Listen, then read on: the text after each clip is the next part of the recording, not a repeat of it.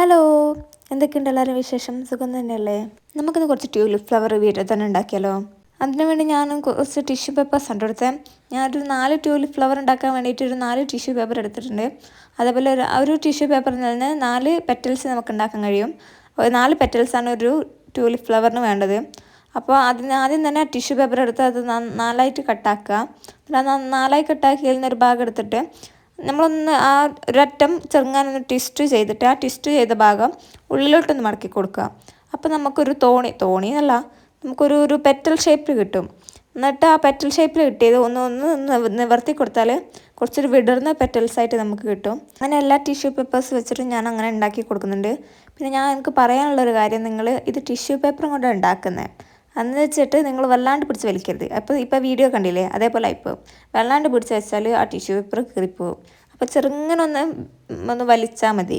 അത് വലിക്കണമെന്നില്ല, ഒന്ന് നിവർത്തി കൊടുക്കലാണ്. ആ ഒരു ചുളി പോലെ ഉള്ളത് നിവർത്തി കൊടുത്താൽ നമുക്ക് പെറ്റൽസ് അവിടെ റെഡിയാവും. നിങ്ങൾക്ക് വേണമെങ്കിൽ ഈ സ്റ്റെപ്പിൽ കുറച്ച് ഫെവിക്കോൾ തേക്കാം. ആ ഉള്ളിലോട്ട് ബെൻഡാക്കുന്ന ഒരു സാധനമില്ലേ, ചെറിയൊരു ഭാഗം, അവിടെ കുറച്ച് ഫെവിക്കോൾ വെച്ചാൽ കുറച്ചും കൂടി സെക്യൂർ ആവും. ഞാൻ തേച്ചിട്ടില്ല, നിങ്ങൾക്ക് വേണമെങ്കിൽ തേക്കാം. നിങ്ങൾക്ക് ആ പെറ്റൽ റെഡി ആവുന്നില്ല എന്ന് തോന്നുകയാണെങ്കിൽ അതൊന്ന് കുറച്ച് ഫെവിക്കോൾ ചെയ്തിട്ടൊന്ന് സെക്യൂർ ആക്കി വെക്കാം. അതേപോലെ തന്നെ നിങ്ങൾക്ക് ഈ ട്യൂലിപ്പ് ഫ്ലവറിന് കളർ വേണമെന്നാണെങ്കിൽ ടിഷ്യൂ പേപ്പറിൽ ആദ്യം തന്നെ കളർ അടിച്ചിട്ട് ഒന്ന് ഉണങ്ങാൻ വേണ്ടി മാറ്റി വെച്ചിട്ട് എന്നിട്ട് അത് ഫ്ലവേഴ്സ് ഉണ്ടാക്കാം. അങ്ങനെ ഞാൻ എല്ലാ പെറ്റൽസും റെഡിയാക്കി വെച്ചിട്ടുണ്ട്. എന്നിട്ട് ആ പെറ്റൽസ് ഒട്ടിക്കാൻ വേണ്ടിയിട്ട് ഞാൻ ഒരു പേപ്പർ റോളാട്ടോ എടുത്തത്.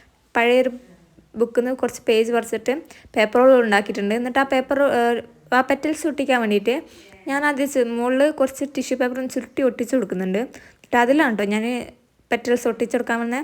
എന്നിട്ട് ആദ്യം അടിഭാഗത്ത് കുറച്ച് ഗ്ലൂ തേച്ചിട്ട് ആ 2 പെറ്റൽസ് ഒന്ന് വെച്ച് കൊടുക്കുന്നുണ്ട്. ആ 2 പെറ്റൽസ് വെച്ചിട്ട് അതിനെ 2 സൈഡിലായിട്ട് മറ്റേ 2 പെറ്റൽസ് ഒട്ടിച്ച് കൊടുക്കുക. അടിഭാഗത്തും കുറച്ച് മുകൾ ഭാഗത്തും നമുക്ക് കുറച്ച് ഗ്ലൂ തേച്ചെടുക്കണം, എന്നാലേ പെട്ടെന്ന് നിൽക്കുള്ളൂ കേട്ടോ.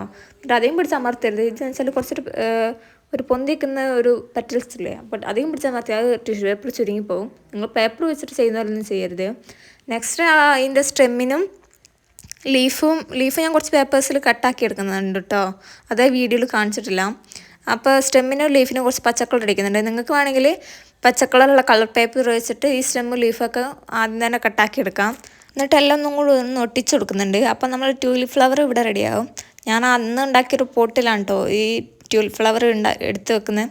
അപ്പോൾ അത്രയുള്ള ഇന്നത്തെ വീഡിയോ. എല്ലാവർക്കും ഈ ട്യൂലിപ്പ് ഫ്ലവർ ഇഷ്ടപ്പെട്ടെന്ന് വിചാരിക്കുന്നു. നെക്സ്റ്റ് വീഡിയോ കാണാം. അതിലേക്കും bye bye, take care, love you all.